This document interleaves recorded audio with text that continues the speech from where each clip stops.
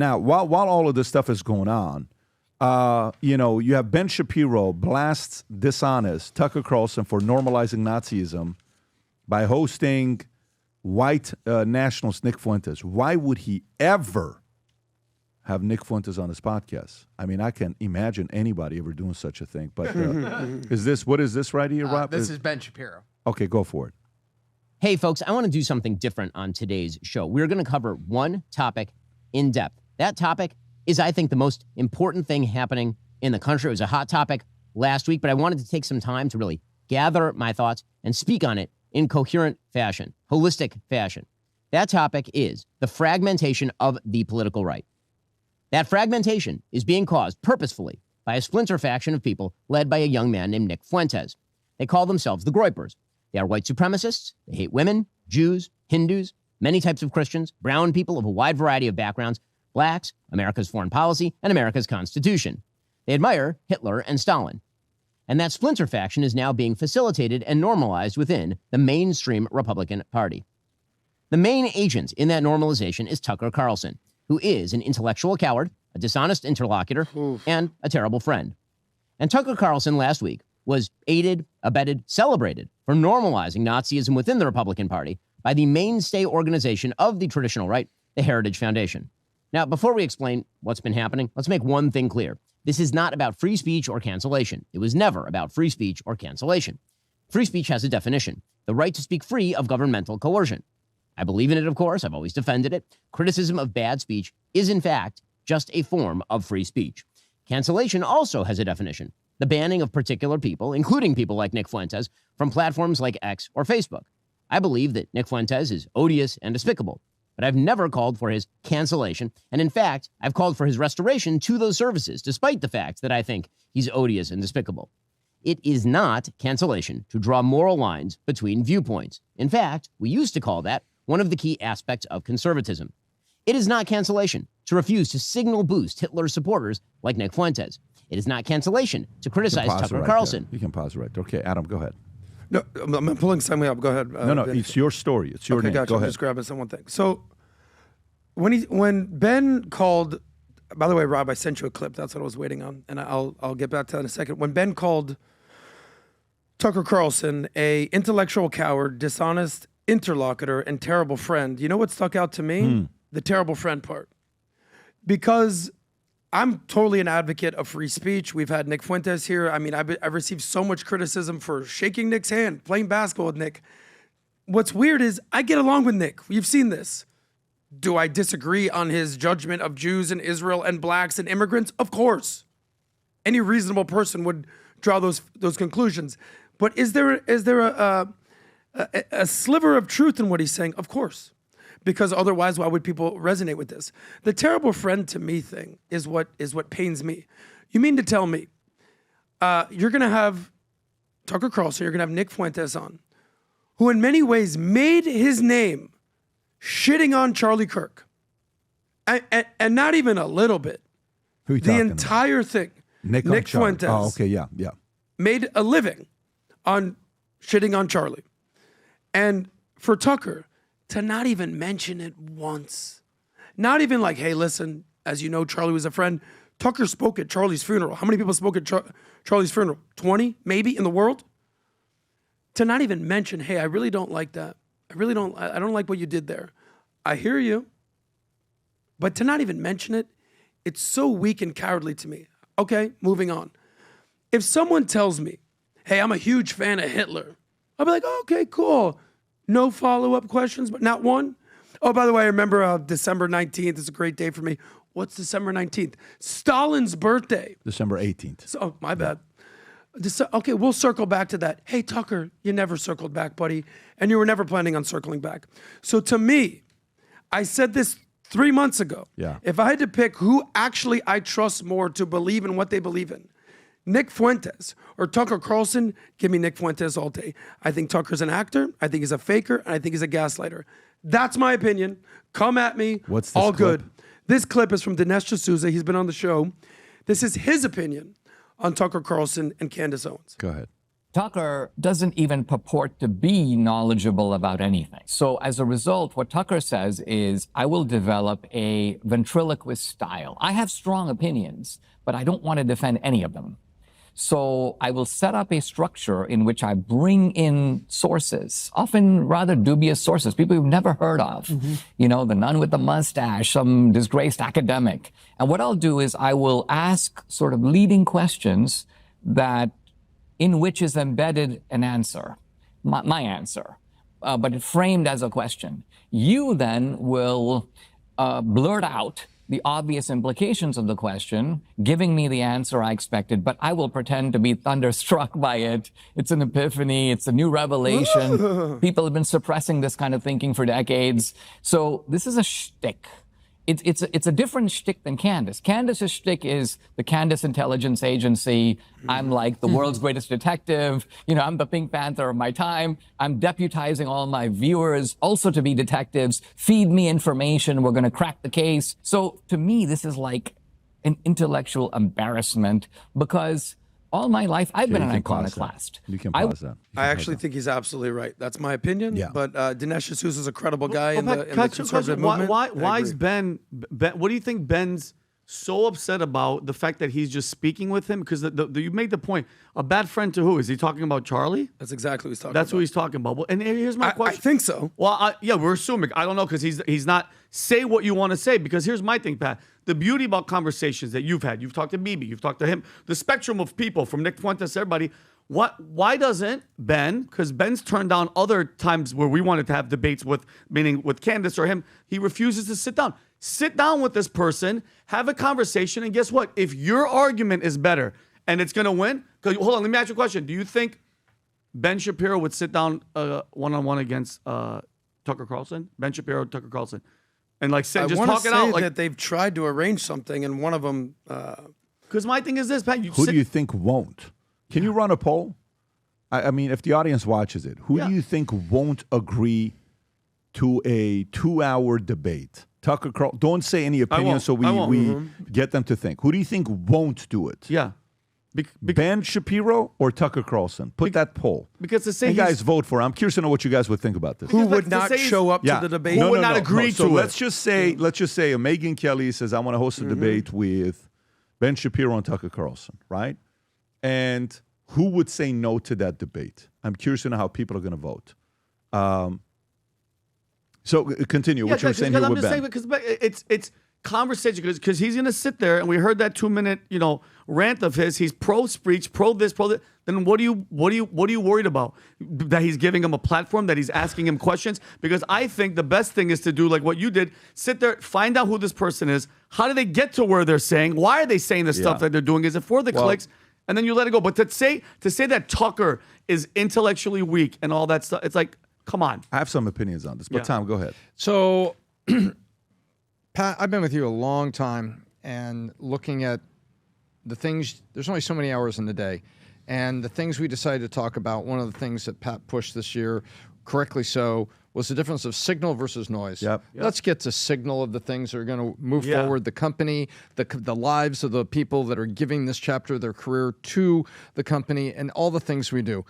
All the stuff you could talk about. I'm trying to figure out, why does Ben wake up one morning and just decide that he's going to, put a well-constructed show together on Tucker Carlson for putting Nick Fuentes on the show? Of all the things that can be talked about, I know why. Of the plight of the, I'm going to name two: the plight of the Jews and what's about to happen in New York under Mandami, the peace that's coming together, hostages and bodies that are coming home, and the future. Where do we go from here in the Middle East? How do we get a sustaining peace? He's well versed on so many of these things. Why does he wake up and take one day, and more to go after this rather than all the stuff he could be talking about?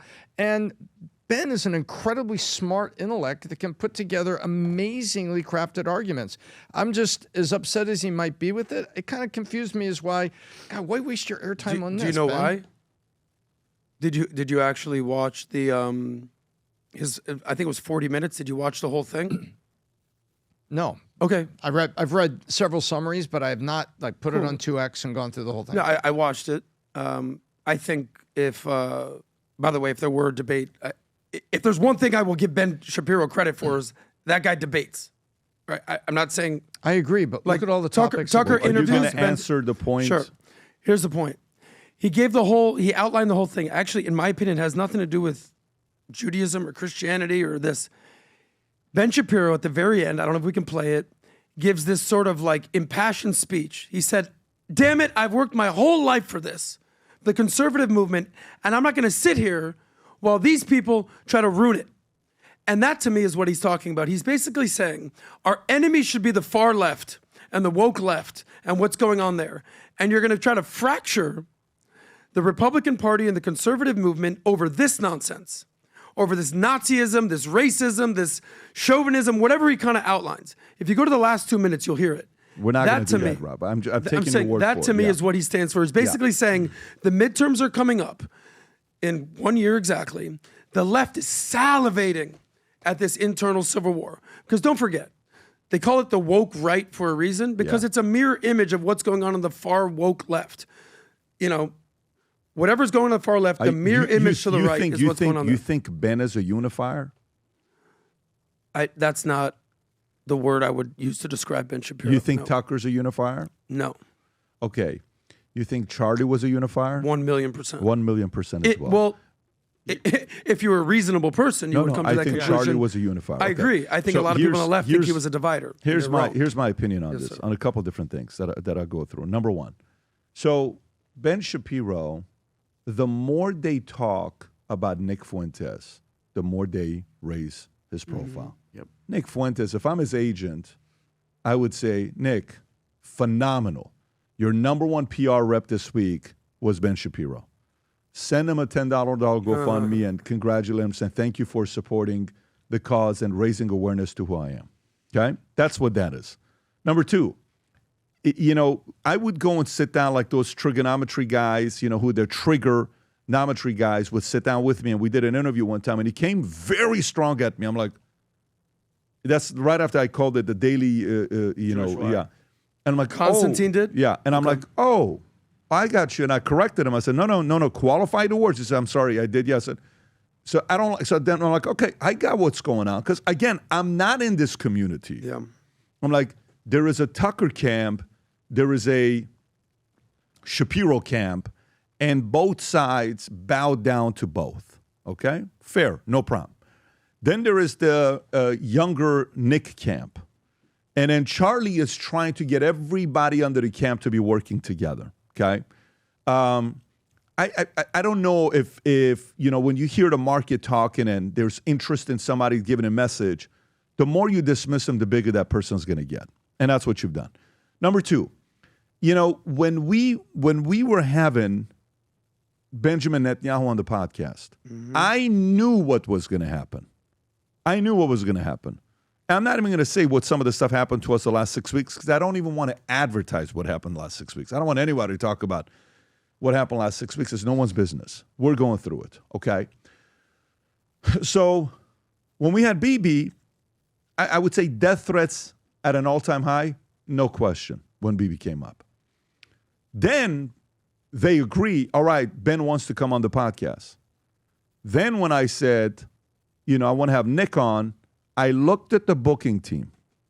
After Ben was confirmed, I said, if they cancel, it's because of me agreeing to have Nick on. Great. We have Nick on. I show the clips. We have the conversations. Everything takes place. Fair interview. You sound like a racist here. You sound like this here. Why are you dropping this word? So he's kind of like, even manning up. 2 weeks later, Ben Shapiro cancels. Why? Why do you cancel? So what is the brand? Why not have conversations? We're not a firebrand. We're not. Well, let's see, maybe next year. No, I'm not interested. Don't big shot yourself. It's unattractive. And by the way, here's what's crazy. I've invited Tucker 50 times. Never has he agreed to come on. And I flew to Maine. Yep. So it's not like I'm sitting here and, what's the word?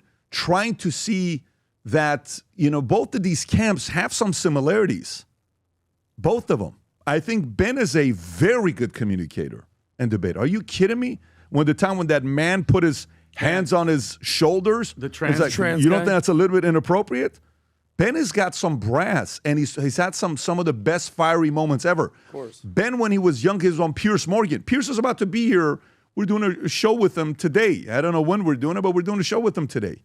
And remember the first time when he was on there, and I don't know if it was the years ago, Constitution, right, when Piers went over there. So, and Tucker Carlson.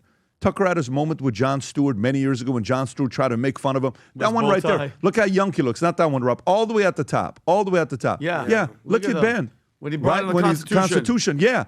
Ben has had some incredible moments, right, with what he's done. Both of them. So to me, here's a very interesting thing that's going on. Nick Fuentes. FYI, whether you like him or not, he ain't going away. Nope. Okay? He ain't going away, and he's going to have a voice. Here's the other part. Ben Shapiro, whether you like him or not, he ain't going away. Whether you like Tucker or not, he ain't going away. So now what? By the way, Republicans, you got destroyed last week. Yep. Ready? You got manhandled. Not last week, this week. A couple days ago. 2 days ago, 3 days ago. Destroyed last week. Okay? Marjorie Taylor Greene goes out there and she's talking about now she wants to run in 2028 on a firebrand. And, Tom's talking about it could be a Ross Perot type of a moment. You know what all this leads to? Unless if you guys find a way to get it together, President Trump is not going to go out there campaigning for everybody in 2028. If you can't go win your small little mayoral races and contests that you got and you're just waiting for, President Trump to come and retweet and endorse you every single time, and you can't come and take on the mantle and go fight, there is some stuff going on in the Republican Party. So what's the plan? Is it going to be Tucker's camp, Nick's camp, Candace's camp, Ben's camp, all these other camps that are all over the place, MTG's camp, Thomas Massey's camp, and yeah, some of these overlap, probably Thomas Massey and Candace and Tucker and some of those guys will probably, MTG is probably going to be together. I think maybe an MTG is going to be a little bit of a challenger moment there. Ben's camp is going to be one. And quite frankly, when it comes down to Ben was wrong with Trump in 2016. Ben was wrong with DeSantis in 2020. I would sit down and talk, I'm like, what are you talking about DeSantis in 2024? So they've been, it's not like they've been also right on a lot of these things. Guys, none of us have been.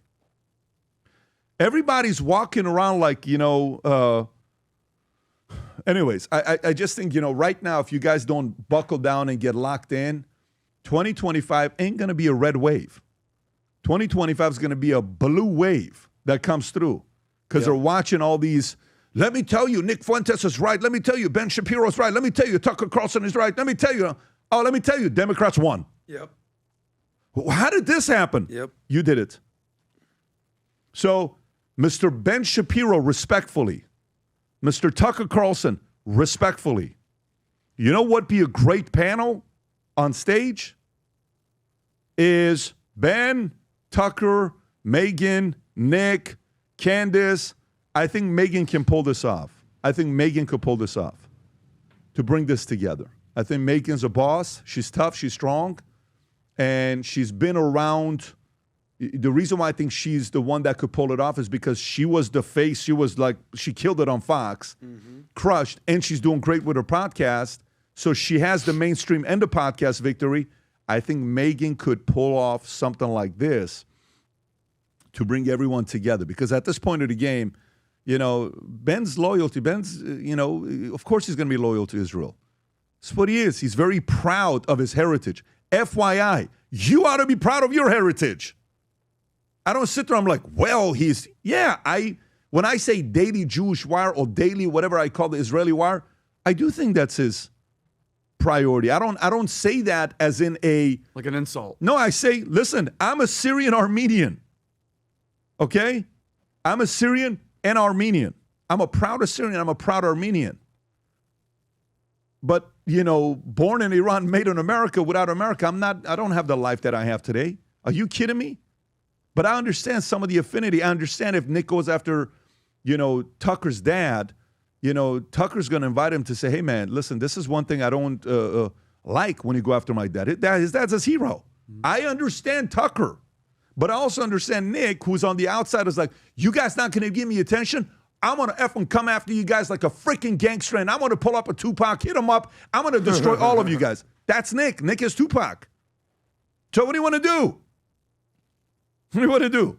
You want to do East Coast, West Coast type of situation? Is that what you want? Really? Is that what you want? Because I think right now what Ben talked about is he's spending millions of dollars a year on security. Why? Who's creating it? Who's causing it? This isn't healthy. I don't, this isn't healthy. So for me, I love the debate. Keep the debate. I love all of that stuff. But did you see what Megyn said about this? No, what did she say? She addressed this. She actually had Matt Walsh on her podcast. They spoke for a full-on hour. And what was the consensus? What did they say? So it was very interesting because she says, I'm friends with Ben Shapiro. I'm friends with Tucker Carlson. She's the right person. And then she's speaking with Matt Walsh of the Daily Wire. It was very interesting, his perspective. You know what he said? Yeah. About Ben, Israel, whatever. He goes, yeah, I don't care. I care about America. That's my opinion. That's been my position for 10 years. He goes, I don't care. So then for me. But Megyn is, I think, someone that can pull this off. I think Megyn is somebody that can pull this off because Megyn has Tucker's respect. That's why. Because Tucker respects the fact that Megyn made it on cable, TV, and made it at podcasting. And she's a formidable face. She was a moderator. Trump, hey, you've said a lot of different things about women. No, only Rosie O'Donnell. That's not true. Mm-hmm. That's not true. So, yeah, I don't know. I just think, if you go like this and the infighting continues, congratulations, you handed them 2026. And if it continues and you think, a person, how mentally, emotionally tough and a gangster you have to be to come back and win 2024 election. There's only one guy that could have pulled that off, and it's the guy that won, and he's the president today. You think that guarantees 2028? No. Hell no. No. So, welcome. Yep. And by the way, to Ben Shapiro's camp that this is probably going to be sent to, 8,000 people voted. 68% said he's the one that doesn't want to sit down with Tucker. And our audience is fairly fair, is what they are. So there you go. I don't know. Maybe fairly fair. No, I just said think fairly they're pretty fair. They're fairly Yeah. fair. But Pat, great points. And you just it just hit me that what you're talking about this, the Mamdani effect and all that stuff. Republicans are all over the freaking map, and there's the way that you just said it. If they don't come to in any situation, the midterms are not blue. It's going to go to freaking Democrats. And then how fast is 2028 going to come? And Gavin Newsom just sitting at the top waiting for this shit. Welcome Sorry for my to the White House, He's President waiting. Gavin Newsom. He is doing it intentionally. I'm not saying that you scared me, but you just made me go, oh my God. They're all fighting because who are all those people going to tell you to vote for? Let's say the presidency comes up. One's going to tell you to go this way. Somebody's going to tell you to go this way. The one guy that's pro-Israeli, they're going to say go this way. It's going to be so splintered, and sitting and waiting in the wings is Gavin Newsom going, hey, of course. I love this is that they're all Hitler, they're all Nazis. Open the border. Come on, guys, let's go back. That's not. I agree with the point that Jeez. the Republican Party and the conservative movement. I mean, never mind Republican Party. Conservatism in America and the conservative movement does need unity. A week and a half ago before the election, who do we see doing photo ops together? AOC, Bernie, and Chuck, right? Yep. Walking down the street. And wasn't there all three of them walking down the street in Chuck, shirt sleeves, people of the people, like this? Why? Do you think Chuck agrees with Bernie? No, absolutely they're mortal enemies. Chuck undermined Bernie so much in 16 and 20. Yep. Absolutely did.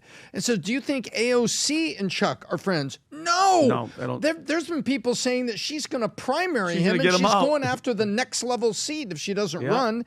And didn't you see that AOC and Bernie are perfectly aligned? No, nope. She's too much of a lightning rod on the outside. He's actually stayed where he is. But why are they all walking together, talking nice together? Because they know what unity was needed, and their enemy was the loss they took last November. And so the conservatives need unity. We don't need MTG running for president over here like Ross Perot. We don't need this divisiveness that's here. I agree with that point. that we need unity and someone needs to do it. And, Pat talking about that maybe Megyn could step it up. I think there's other people that could do it too, but we got to get people together on the core things. Yeah, we're Make the outsiders. core Tom. Let me things tell you the what core I've learned. things. Let me tell you what I've learned at this point. We're outsiders, and I love it. You have no idea how much I love it. That none of them are like, who are these guys? The same way Ben feels about us is the same way Tucker feels about us. But the difference is, by the way, both of them have had me on. I've had Ben on the show 11 years ago. Never had Tucker on. But both sides are like, who are these guys? And I love it. I'm comfortable with this role. We're not trying to sit here and, when I was coming up in insurance, it's the same exact story every single time. Who the F is this Middle Eastern guy with no college degree coming up taking market share away from us? Who are you? Every year we'd go to the insurance conference. It was like this. Who are you? Oh, my God. Get out of here. Get out of here. And then all of a sudden, boom. Oh, shoot. No, we actually love the industry, and we actually respect you guys. We respect the hell out of you guys that you guys built a business. We admire what you've done. We admire a lot of these guys, what they've done over the years, but we have our own set of opinions. And we're fair, we're respectful, but at the same time, to me, it's very simple. If I don't have a relationship with them ever for the rest of my life, I'm okay as long as America is winning. Yep. If that's the role we're going to play, we're going to continue playing that role. We're not somebody that's going to sit there and be like, come on, we're going to do this. Nope. We've had plenty of great experiences, and we have very good relationship with a lot of people. I also understand the fact that for some people, they're more uncomfortable. Why? 1 minute they're here, 1 minute they're there. They'll call this person up, but they'll call that person up. They'll have Netanyahu, but they'll have Nick Fuentes. Yeah, we will talk to everybody, period. And I know you're not going to like it, and I'm okay with it. I made a video the other day with the idea that I'm talking about. I think they need to do XYZ with, I think Israel has a bad brand right now because of how horrible of a job they're doing marketing as the only child. Mm-hmm. And I said, trust me, no one's going to like my idea on both sides. And guess who hated the idea? Both sides hated the idea, right? And guess what? I like that both of you don't like the idea. We will gladly play in this role of just going up here, gladly, and continue to do our part. But God willing, Megyn Kelly's going to make that phone call and host an event and have everybody there. I think she can play the role of a glue. And there's a handful of other guys I would nominate that can pull that off, but I think she's the head that can pull that off. I really think she's the head that can pull that off and get everybody in there. And by the way, bring Steven Crowder. He's coming back, and I like the new Crowder. Yep. Bring him back. He's back to realizing who he is and what he was doing. Let's not forget, at one point, Crowder was the guy, and a lot of people remember when he was the guy, and he went through a bad season.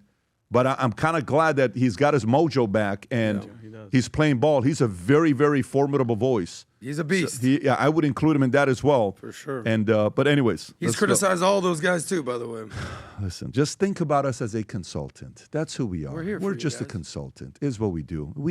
You can go to betdavid.com, literally, to learn more about what we do for clients from 60-plus countries, 10,000 businesses, a business nobody knows that we have, except for the people that we do engagements for and strategy sessions for. By the way, 2026 is right around the corner. If you got big plans for 2026 and you've never written a business plan out, or you've written it, but it's not properly structured, you want some structure for it, that's why I wrote this book, Choose Your Enemies Wisely. If you haven't read it yet, click on a link below, place an order.